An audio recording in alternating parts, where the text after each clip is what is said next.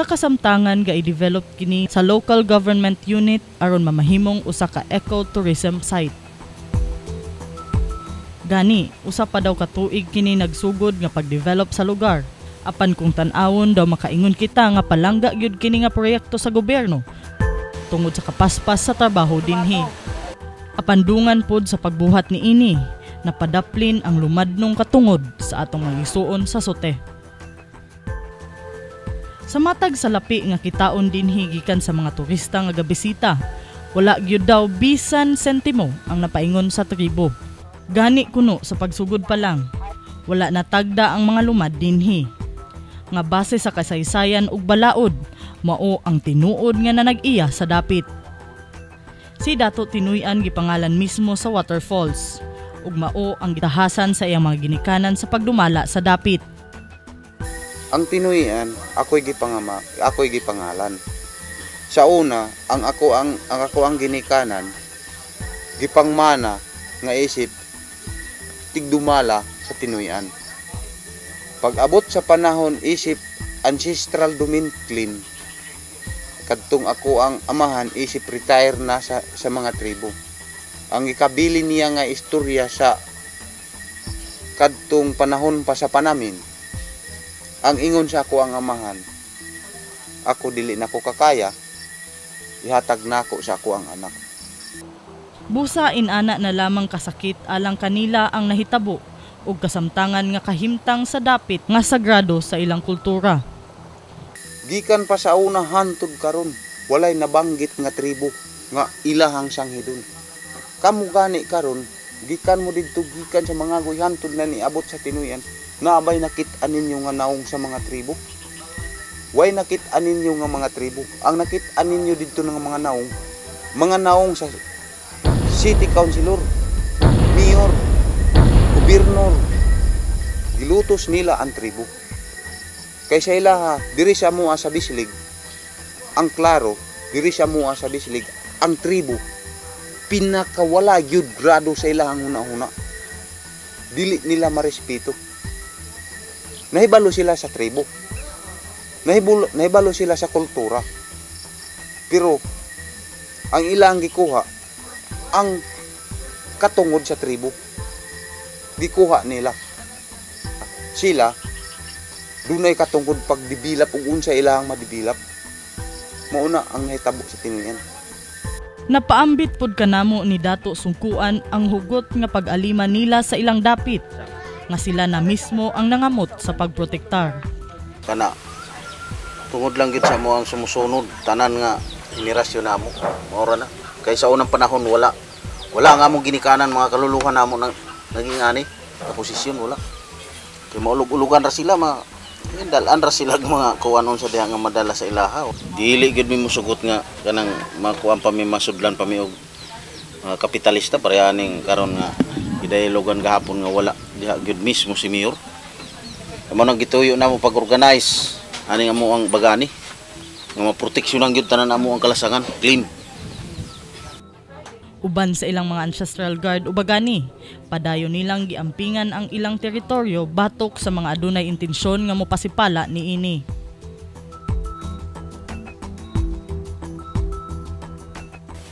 Wala man to sila mamahibalog. Sikin sa ang nagprotekta diri, walay diin ar walay LGU sa mo nga nagsuporta. Kami gyud mismo, mao na ang akong bagani namo diri sa ancestral guard namo o ni territorial guard.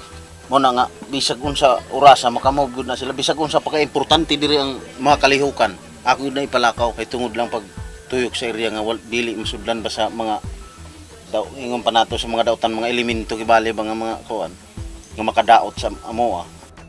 Usa si Herman sa mga bagani sa tribo ug sa iyang edad, saksi na siya sa mga pagpaningkamot sa iyang mga ginikanan aron lamang maprotektahan kini nga dapit.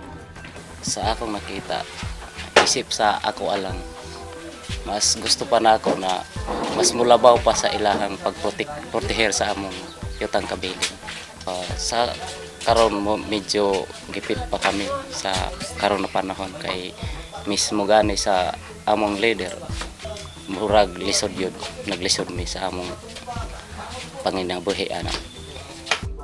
Ang Philippine Association for Intercultural Development kon PAFID usa ka NGO nga anaa gatabang sa Sute. Nagpaambit sa ilang tumong ug sa kahimtang sa tribo sa Sute.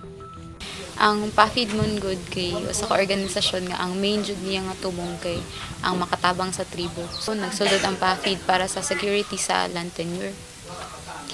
Tas karon nag-evolve na pod siya nga nakita man nga dili pwede nga makigbisog lang na walay kunod ang tiyan ano ba. So sa parting mga panginabuhian kutob sa makaya pod sa PAFID kay nagahatag pod og suporta sa iyo nato.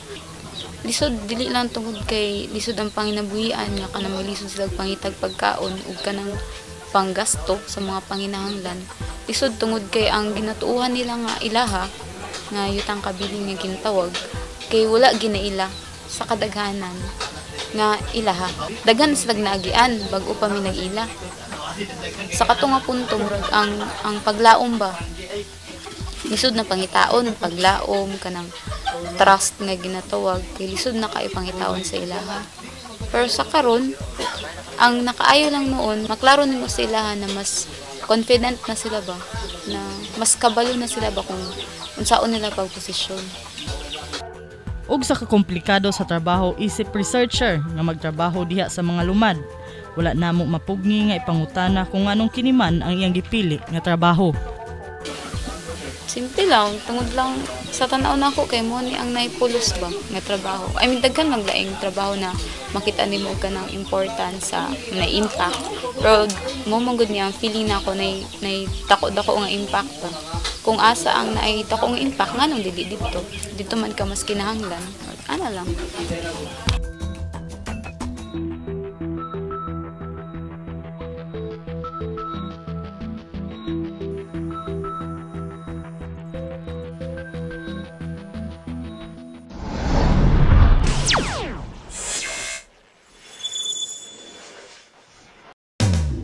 Joe Ligaspina would like to thank Casablanca and Chili Girl.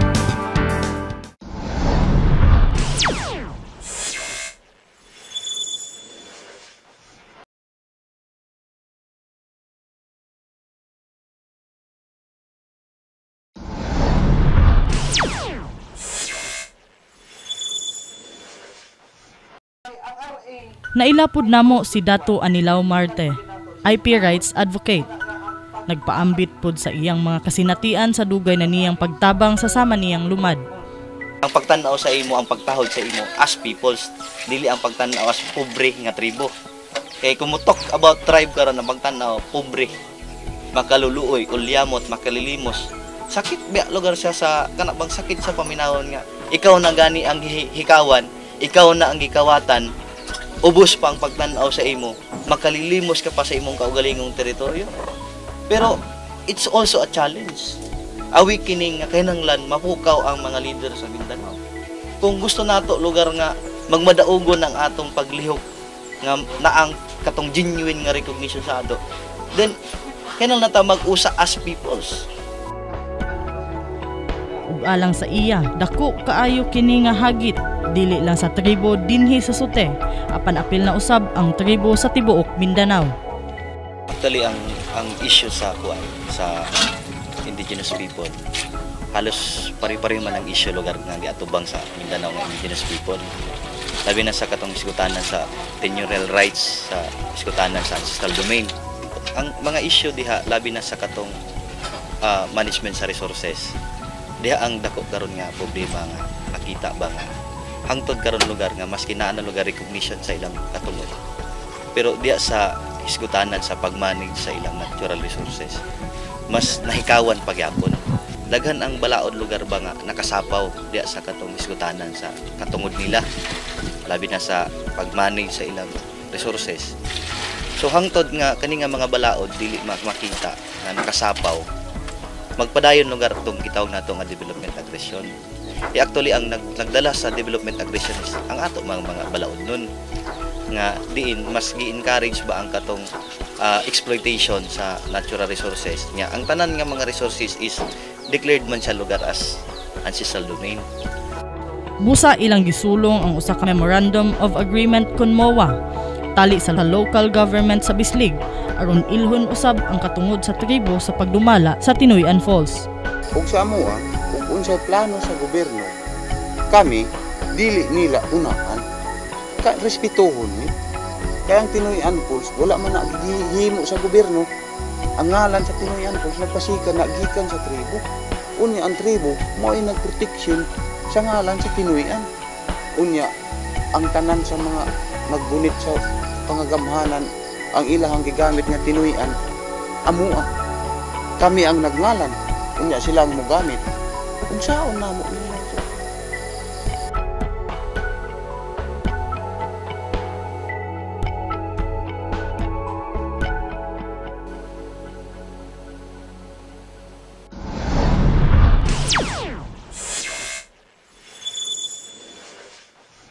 Jackie Kabatuan would like to thank Kahatian Bridal Fashion.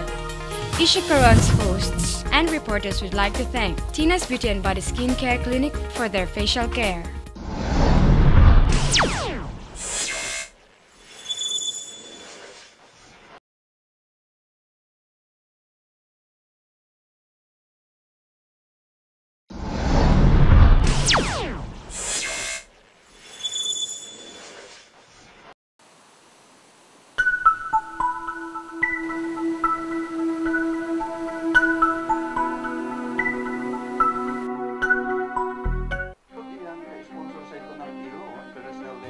Gilauman unta nga moabot si Mayor Lib Navarro, ang mayor sa Bislig, ug kuno mikumpirma na gayud siya nga moabot. Una nga giingon nga isayo na lamang ang aktibidad busa gisabot kini sa tribo. Apan pipila ka gutlo, nagpahibalo kini nga dili na siya moabot. Doon sa Dangdag kay ugma doon ba ya dispiras ng araw ng Surigao del Sur. Aron na siya propose ng kuan mo ng pa-feed o sa lumad. Inkuda nato iyan, mag-create kitang isa ka committee, ng technical committee para representante sa organisasyon sa lumad, sa city government, para gayud mahasasan nato para pag pinirmahin ni Mayor, marang madali da kuman, ibali si Mayor, bisan pa mo, isa ka matara kuman ang kuan, mo pirma ra yan, tungod kay inmagira iyan ng paghashas ng mga grupo. Ug diha na lamang ang pagkadismaya sa tribo sa wala pagsipot ni Mayor. Panahon na unta kadto aron mahisgutan ang mga isyu sa Tinoy-an, apan wala nahidayon. Mipadayon na lamang gihapon ang aktibidad bisan wala si Mayor.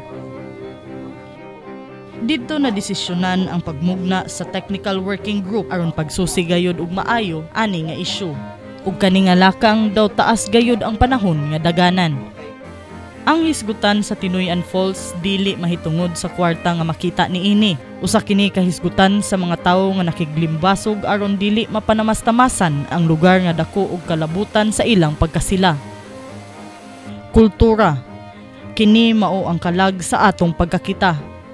Ug sa kaso sa mga manubo sa Sute, parte na sa ilang pagkatawo ang Tinoy-an Falls. Ug ang pagpanamastamas niini, pagpanamastamas na pod kanila. Walay bisan kinsa ang makabulag sa espiritu gikan sa lawas daw sa ani nga mga pulong mamahimong ihulagway ang kahimtang sa atong mga igsuong manubo dinhi sa dapit nga gitawag og Sute, Bislig, Surigao del Sur. Usa ka importanteng butang nga atong tagsa-tagsa nga angay pamalandungan. Kauban si Poch Sarbalion ug Michael Tulang sa ngalan sa kinatibuk-ang pwersa sa GMA News and Public Affairs Cagayan de Oro. Ako si Cassie Rosos. Maayong hapon.